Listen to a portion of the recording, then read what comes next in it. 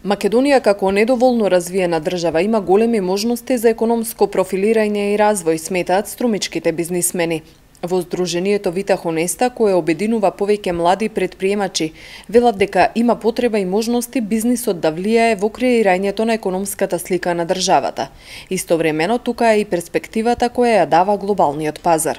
Има можности во многу сегменти, во многу сектори, меѓутоа тука е исто корисна и оној сегмент каде што со глобализацијата на пазарите можеме и од Македонија да действуваме на целиот свет. На било кој пазар, Америка, Европа, мислам имаме ние квалитетни луѓе, квалитетни кадри кои што и кога ќе излезат се успешни, но сакаме да го доловиме и тој момент колку што може луѓе да отидат на запад, да соберат искуства, да се вратат тука да бидат успешни и тука да продолжат со успешни компании. Според Андонов, една од пречките која треба да се надмине и за просперитетен локален економски развој е правилното профилирање кадри.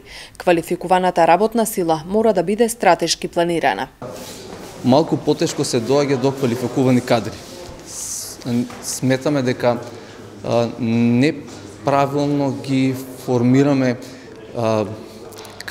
кадрите, професиите во школите, некако доцниме од тој момент, не можеме на време да се вклопиме и кога завршуваат децата средно или факултет, не се доволно спремни за да се вклопат во тие гранки кај што има потреба.